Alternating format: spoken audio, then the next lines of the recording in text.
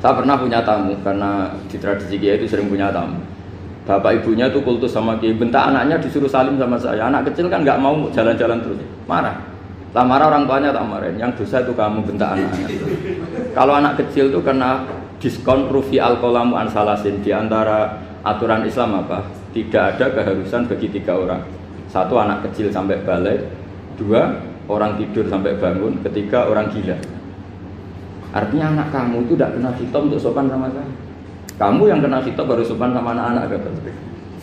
Nah ini ada Jawa itu kadang keliru. Jadi orang tua itu marah-marah memaksakan anaknya sopan. Padahal Allah memberi diskon anak kecil itu belum wajib sopan. Gak apa-apa ada tamu naik-naik gitu.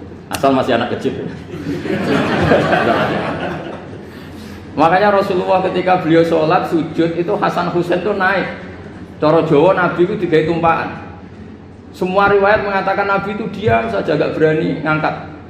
Sampai sahabat itu ada yang melongok, ini Nabi sujud lama sekali ada apa?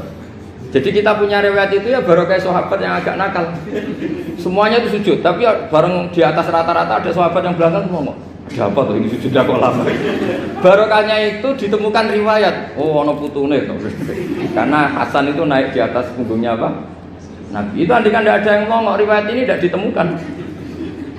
Barokahnya ada yang melongok itu mungkin kalau sekarang mungkin semua masjid melongok karena orang sekarang jarang yang khusyuk. Kalau dulu hanya 1 yang di belakang. Setelah itu Nabi memberi penjelasan, saya tadi sebetulnya harus mengakhiri sujud saya sesuai aturan umum, tapi ada cucu saya tak biarkan sampai dia puas naik punggung saya sehingga dia turun baru saya naik. Filosofinya apa? Begini, anak kecil 1 tidak kena khitab. 2, jangan sampai sholat itu jadi problem. Kalau Nabi nyentak Hasan, membentak, putu ono bae sholat kok diganggu, maka sholat menjadi trauma. Gara-gara sholat bahasa bentak saya. Lama-lama anak ini trauma dengan sholat karena dianggap problem.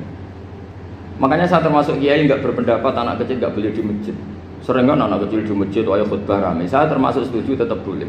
Kalau dibentak di masjid, maka dia trauma dengan masjid. Saya ke masjid dibentak. Lagi pula kadang-kadang orang tuh gaya-gayaan tok. Wah, rame orang khutbah. Ngeramen nih. Padahal kalau nggak diramein anak-anak malah dia tidur. Kita kan nggak bisa menjamin kalau perilaku kita lebih baik gitu. Mendingan kan anak-anak main di masjid timbang di karaoke kan.